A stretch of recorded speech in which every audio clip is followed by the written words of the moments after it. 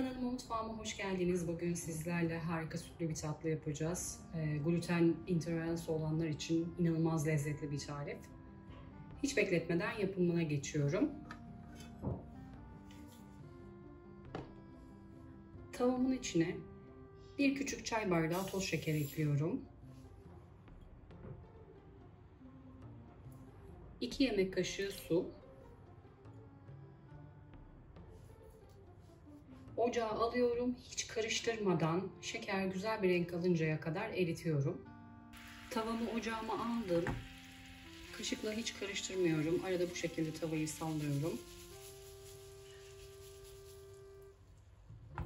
Ocağın altı kısık. Birdenbire yanmasın.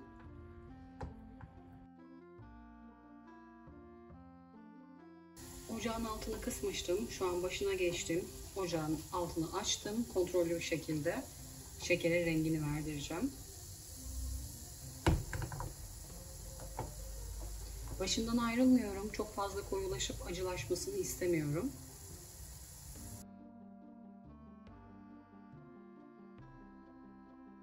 Yine hiç kaşık değdirmiyorum. Tavayı sallıyorum arada. Ocağın başından ayrılmıyorum. Dediğim gibi rengi iyice koyulaşıp yanık bir tat gelmesin tatlınızdan. Şekerin rengi döndü. Altını kıstım. İçindeki pütürler de iyice erisin diye.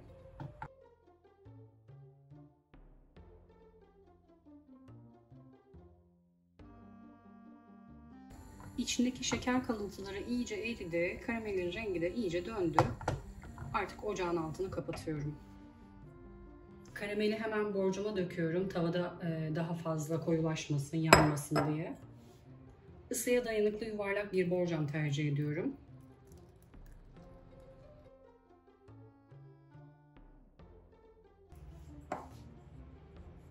Şekeri borcamın kenarlarına doğru şöyle döndüre döndüre yayıyorum. Şeker dondu. Soğuması için kenara alıyorum.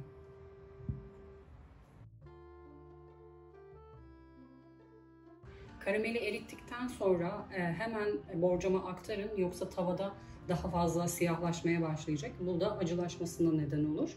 Hemen muhallebisini yapmak istiyorum. 4 adet yumurtam var.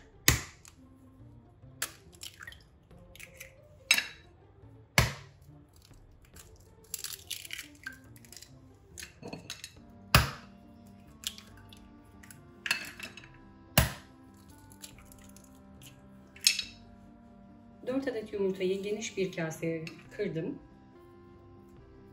5 tane küçük boy olgunlaşmış muzum var. Onları da kasenin içine alıyorum.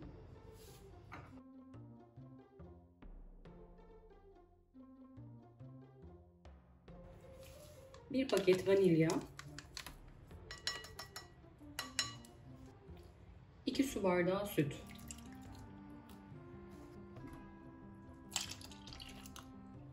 İsterseniz mutfak robotunda ya da benim yaptığım gibi el blenderıyla köpük köpük olana dek çırpıyorum.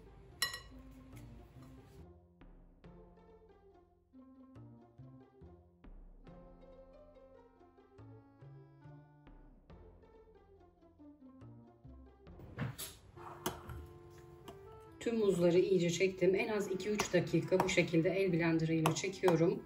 Hem köpük köpük oluyor hem de muzlar püre haline geliyor. Muzların tatlılığı yetiyor. Zaten altına da karamel yapmıştık ama yok ben biraz daha tatlı seviyorum derseniz yarım çay bardağı bal ya da yarım çay bardağı toz şeker ilave edebilirsiniz.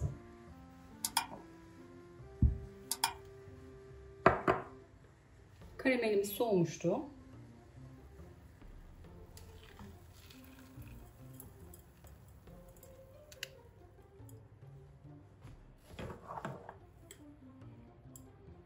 İçinde bir tane muz ezilmemiş. Onu gördüm. Tel süzgeçle alıyorum. Tatlımı derin bir tencereye oturtturdum. Şöyle kenara itiyorum. Kaynattığım sıcak suyu en az 4-5 parmak gelecek şekilde tencereme ekliyorum.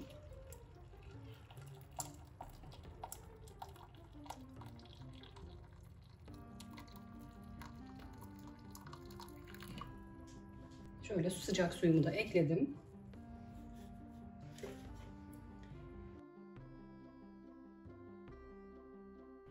Kapağını kapatıyorum. Bu şekilde. Ocağa alıyorum. 50 dakika kısık ateşte pişiriyorum. Ara ara suyunu kontrol edebilirsiniz. Tencerenin altındaki su bitmesin. Yine sıcak su ilavesi yapabilirsiniz. Alarmı kuruyorum. Tam 50 dakika pişiriyorum. Şöyle ocağa aldım. Bu tatlının en pratik yanlarından biri de fırın kullanmıyoruz. Ocakta su içinde pişiyor. Tekrar kapağını kapatıyorum. Alarmımı kuruyorum. Tam 50 dakika sonra kontrol edeceğim. Şu an ocağın altı açık. Su kaynamaya başladıktan sonra altını kısıyorum. Kısık ateşte tam 50 dakika pişiriyorum. 50 dakikadır pişiyor. Şöyle açalım. 50 dakikadır kısık ateşte pişiyor. Şu şekilde sertleşmiş. Kapağı açık bir şekilde 15 dakika yine kısık ateşte pişiriyorum. Kapağı açık bir şekilde de pişti. Ocağın altını kapatıyorum. Yaklaşık yarım saat kadar içinden çıkarmıyorum. Ocak kapalı. Bu şekilde de birazcık beklesin. Tatlımı tencereden çıkardım.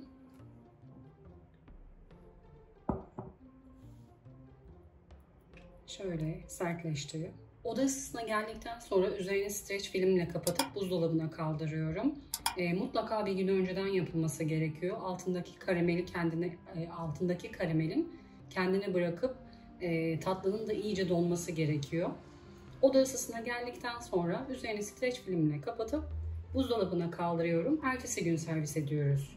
Tatlıyı bir gün boyunca üzeri kapalı bir şekilde buzdolabında beklettim. Ertesi gün çıkardığımda yarım saat kadar kaynar suyun içinde beklettim ki altındaki karamel birazcık yumuşasın, erisin.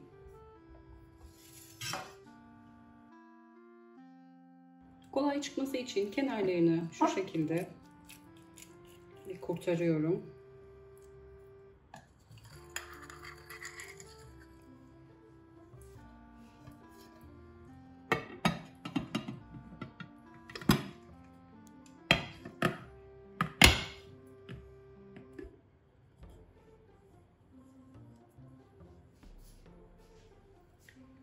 Kolaylıkla kaptan ayrıldı.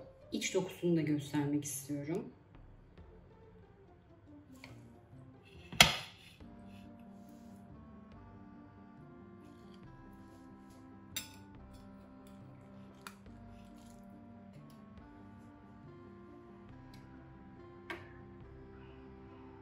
Hiç şeker kullanmamıştık. Harika bir lezzet. Mutlaka deneyin. Videomu izleyip beğendiyseniz kanalıma abone olmayı unutmayın lütfen. Bir sonraki tarifte görüşmek üzere. Herkese afiyet olsun.